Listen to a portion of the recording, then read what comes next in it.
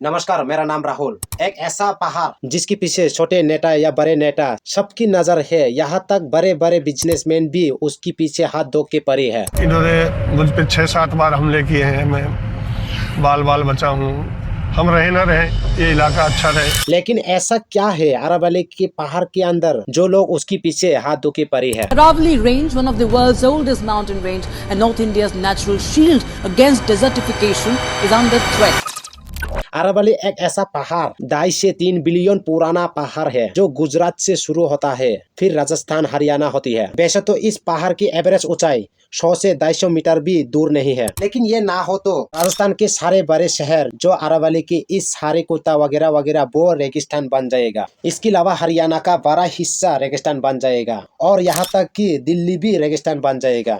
और अगर आपको ये डिस्ट्रैक्शन ज्यादा लग रही है तो उत्तराखंड जैसे दबाव में भी रेगिस्तानी तूफान देखने के मिलेगा और यहाँ तक भी ये डिस्ट्रैक्शन नहीं रुकने वाला। हिमालय की डेलिशियस भी पिघल जाएंगे। और अगर आसान भाषा में अगर अरावली को कुछ भी होता है तो अगले 10 या 15 साल में पूरा का पूरा नॉर्थ इंडिया रहने का लायक नहीं बचेगा। लेकिन इस अरावली में ऐसा क्या खास है जो इसको इम्पोर्टेंट बनाती है? तो अरावली एक नेचुरल बॉल की तरह काम करती है जो वेस्ट साइड से आ रहे है रेगिस्तान को आगे बढ़ने से रोकती है। प्लस गर्मियों की मौसम में गर्म हवा वेस्ट साइड से दिल्ली की तरफ बढ़ रही होती है और नॉर्थ इंडिया की तरफ बढ़ रही होती है। ये वो अरावली ही है जो उस गर्म हवा को दिल्ली तक पहुंचने से रोकती है। तो ऐसे में इस पहाड़ का लाइट को कम कर दिया जाए या फिर उसके साथ कुछ भी छेड़छाड़ होता है तो दिल्ली का टेम्परेचर गर्मियों की मौसम में ऑलरेडी 45 डिग्री चला जाता है और उसके साथ छेड़छाड़ होने का मतलब है दिल्ली का एवरेज टेम्परेचर अगली 10 या 15 साल में 50 से 60 डिग्री तक हो जाएगा। तो आसान भाषा में अरावली एक नेचुरल एसी की तरह काम करती है पूरा नॉर्थ इंडिया के अंदर। इसके अलावा अरावली का सबसे इम्पोर्टेंट काम है ग्राउंड वाटर को रिजर्व करके रखना। जैसे कि आपको पता है दिल्ली का ग्राउंड वाटर ऑलरेडी नीचे जा रही है और दिल्ली पूरी दुनिया में उन शहरों में जहाँ का ग्राउंड वाटर बहुत तेजी से नीचे जा रही है। और ऐसे में अगर अरावली के साथ कुछ भी होता है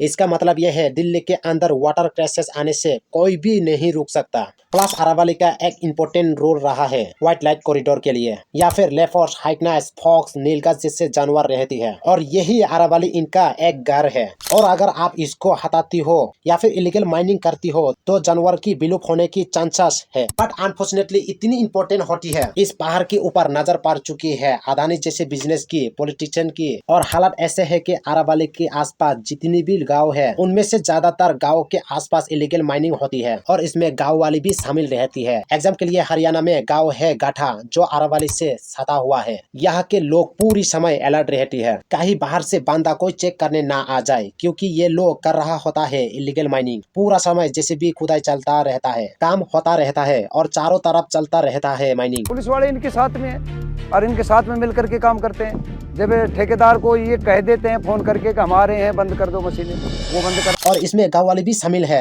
इसलिए क्योंकि वो सदियों से यही काम करते आई है और ये चीज बड़े बड़े माफिया को पता है। इसी को फायदा उठाते हुए गरीब गांव वालों का पूरा फायदा उठाती है और यहाँ पे इलीगल माइनिंग करती है। गांव वालों को भी ये अच्छी से पता है जो वो लोग माइनिंग कर रही है इलीगल है, लेकिन ये लोग सदियों से ऐसा करते आ रहे हैं। इनको पूरा ऐसा करते आ रही है, इनको कोई फर्क नहीं पड़ता। और इन बेचारों की मजबूरी की फायदा ग्रैंड माफिया, बड़े बड़े बिजनेसमैन और पॉलिटिशियन जैसे लोग उठा लेती है। और सिर्फ हरियाणा ही नहीं, राजस्थान की भी कई सारे गांव के अंदर ऐसे इलीगल माइनिंग हो रही है जिसमें गांव वाले भी शामिल है और ये लोग सब कुछ ओपनली कर रही है। इनको किसी भी चीज का डर ही नहीं है। और जब वहाँ के नेता लोगों से पूछा जाता है ये सब क्या चल रही है, एक नेता दूसरा नेता को आरोप लगाती है, दूसरा नेता तीसरा नेता पर आरोप लगाती है। लेकिन कभी हरियाणा राजस्थान की सरकार पर आरोप लगाया गया, राजस्थान हरियाणा पर आरोप लगाया गया, लेकिन कोई भी नेता इस पे मिलजुल के फैसला करने के लिए सोचेगा भी नहीं। और सोचेगा भी कैसे, आधे से ज्यादा तो अनपढ़ नेता है पार्लियामेंट के अंदर। तो इन सभी चीजों से एक साबित होता है इसमें खलन माफिया और पॉलिटिशियन माफिया मिलजुल के काम कर रही है। अगर मिलजुल के काम नहीं कर रहा होती तो जो एक डीएसपी आवाज उठाई थी इन खलन माफिया के खिलाफ उसका जान ले जाती है, उसका मर्डर कर दिया गया। ऐसे इसलिए क्योंकि उसने अरावली की इस इलीगल माइनिंग के ऊपर आवाज उठाई थी। आप सोच रही है ये जो इतना कुछ हो रही है तो सुप्रीम कोर्ट इसमें एंटी-फाइल क्यों नहीं करती है? आप इससे पहले हम लोग प्रेजेंट सुप्रीम कोर्ट के बारे में बात करें, जान लेती है। पास में सुप्रीम कोर्ट ने क्या किया? तो अक्टूबर 1919 सुप्रीम कोर्ट ने अरावली को बचाने के लिए कानून बनाना शुरू कर दिए और यहाँ तक कि सुप्रीम कोर्ट ने सरकारों की मांसों पर भी पानी फेर दिया। फिर उसकी बात वक्त आती है 1996 MC Meta versus union of Indian land markets. यहाँ पे सुप्रीम कोर्ट ने बोला जो भी माइनिंग हो रही है अरावली के अंदर ये एयरवेज डैमेज कर रही है एनवायरनमेंट पर, तो उसको इसी वक्त किसी भी तरीके से रोका जाए। और फिर होता क्या है, इलीगल माइनिंग रुक जाती है। और फिर वक्त आती है 2002-2009 और यहाँ पे भी सुप्रीम कोर्ट ने हरियाणा राजस्थान के आसपास जितनी भी इलीगल माइनिंग चल रही उस पे रोक लगा दी। पर इन सब चीजों से हुआ क्या, काफी सालों तक इलीगल माइनिंग पे रोक बनी रही। लेकिन जैसे ही मामला ठंडा हुआ, खनन माफिया पॉलिटिशियन माफिया से मिलके फिर से अरावली को लूटना ही शुरू कर दिया। फिर उसकी बात एनजीओ कोर्ट पहुंच गई और फिर वापस से रोका गया। तो एक तरीके से देखा जाए सुप्रीम कोर्ट वर्सेस खनन माफिया का ये जो सिलसिला है चलता ही रहेगा। सुप्रीम कोर्ट या फिर रोक लगा रही है, थोड़ी देर तक रोक लगा जाती है, फिर इसके बाद जैसे ही मामला शांत होता है खनन माफिया वापस से शुरू करती है। और फिर वक्त आती है 2018 जहाँ से असली बर्बादी के शुरू होती है। तो यहाँ पे सुप्रीम कोर्ट दुविधा में फंस गई। एक तरफ एनवायरमेंट और दूसरी तरफ था एक ऐसे लोग जिनका पूरा का पूरा लाइवलीहुड सिर्फ इसी बात पर टिका है, वो लोग माइनिंग करके पैसा कमाती है। तो सुप्रीम कोर्ट फिर इसमें से 20 का फैसला लेती है। वो लोग कहती है चलो ठीक है, हम पूरी तरह से माइनिंग बैन नहीं लगा रहा है, इसको हम क्या करते रेगुलेट कर देती है। खनन माफिया को इससे भी दिक्कत थी क्योंकि वो लोग अभी भी खुल के माइनिंग नहीं कर पा रही थी। तो उन्होंने 2025 के आसपास एक बहुत अच्छी से चल चली जिसमें सुप्रीम कोर्ट को भी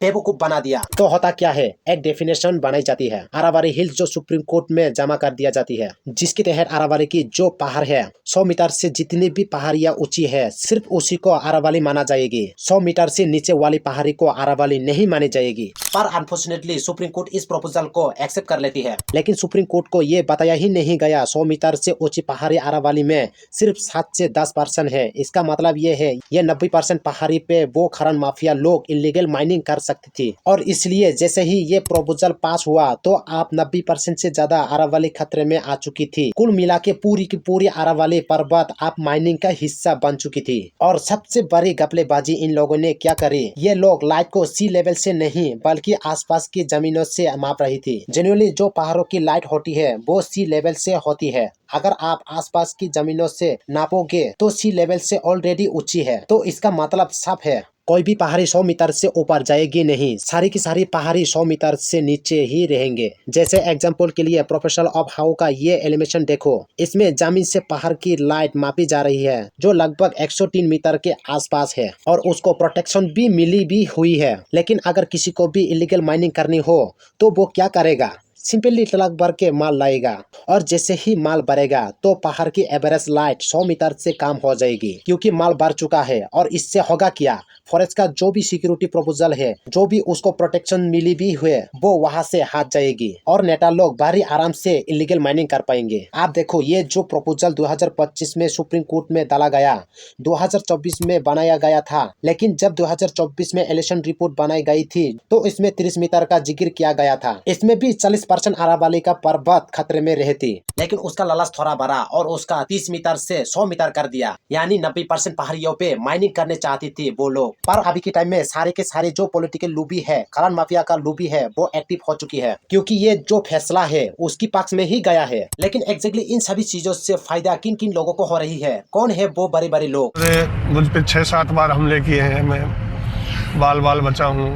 हम रहे ना रहे, ये इलाका अच्छा रहे, यहाँ की जनरेशन और आबो हवा सब ठीक रहे, इसलिए हमें ये रिस्क कई बार उठानी पड़ी। सबसे बड़ा फायदा तो हो रही है लोकल कॉन्ट्रैक्टर्स को जो सदियों से इलीगल माइनिंग करते आ रही है कि अब वो इलीगल माइनिंग करेंगे। पर यहाँ तक कि हरियाणा के स्टेट गवर्नमेंट में ऑलरेडी आरोप लगे हुई है कि उन्होंने लो फोल का इस्तेमाल करके अरावली को बर्बाद करने के लिए कोशिश की थी 2019 में। तभी ये लोग भी खुश हो चुकी है क्योंकि फैसला उनकी पक्ष में है। दूसरा बड़ा फायदा हुआ है बड़े बड़े कंपनियों को जो सीमेंट या फिर इंफ्रास्ट्रक्चर जैसे बिजनेसमैन शामिल है, क्योंकि अरावली के अंदर लिमस्टोन, ब्राजील, सैंडस्टोन, क्वार्क ऐसे रॉ मटेरियल पाई जाती है, वो भारी मात्रा है। प्लस रियल एस्टेट वाली लोगों का फायदा होगा जो ऑलरेडी एक्टिव थी और मौका ढूंढती थी किसी भी तरीके से पुकमास बनाने का। अब फार्म हाउस के जो तेजी है वो काफी हद तक बढ़ जाएगी जिस तेजी से यहाँ पे कंस्ट्रक्शन देखने के लिए मिलेगा। तो कुछ लोग मान रही है अदानी ने ये सोच के इन्वेस्ट किया था आगे चल के अरावली में इस तरीके से प्रोटेक्शन को हटा दिया जाएगा।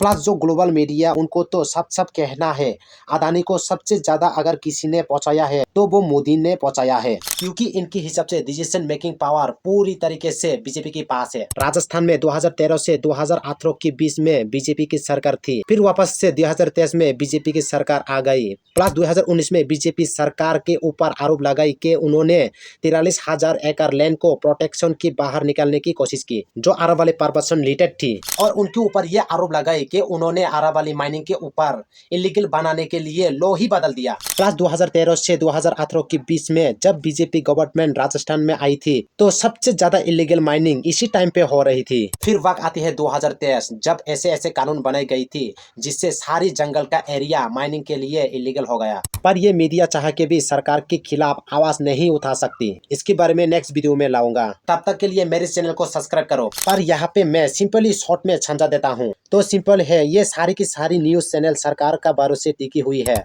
सरकारी एज से टिकी हुई है। अगर ये सरकारी एज ना मिले तो ये सारी के सारी न्यूज चैनल बैन हो जाएंगे। पर ये रीजन है, ये लोग चाह के भी सरकार के खिलाफ नहीं जाएंगे। प्लस अरावली एक ऐसा टॉपिक है जो इन्वायरमेंट से रिलेटेड है, और इन्वायरमेंट की मतलब है टीआरपी नहीं। अनलिसन में बहुत सारे लोग इसमें शामिल हो जाएंगे या फिर प्रोटेस्ट हो जाए। बट ज्यादातर आम आदमी को पता ही नहीं है 100 मीटर क्या है, 90 मीटर क्या रूल है, इससे कितना % बचेगा, कितना % हिसाब रहेगा, कितना बचेगा, ये नॉलेज वहाँ के आम लोगों के पास नहीं है। तो इसलिए ज्यादातर आम लोग इन सब चीजों से इंटरेस्ट नहीं दिखाती है। बट जो एक आदमी को आती है, जो बहुत सारे लोगों को मोटिवेट करती है, फिर उसके बाद सारी भीड़ जमा होती है एक पहाड़ को बचाने के लिए। अगर वो एक आदमी भी समझदारी ना दिखाई तो किसी को कुछ फर्क ही नहीं पड़ेगा अरावली के साथ क्या हो रहा है। उनको तो पता भी नहीं चलेगा कि अरावली के साथ कितना बड़ा खिलवाड़ हो गया। बट मैं तो ये कहना चाहूंगा, अरावली एक पहाड़ नहीं है, पूरा का पूरा नॉर्थ इंडिया का जीने का एक जरिया है। अगर उसको कुछ भी होता है तो नॉर्थ इंडिया अगले 10 या 15 सालों में रहना लायक नहीं बचेंगे।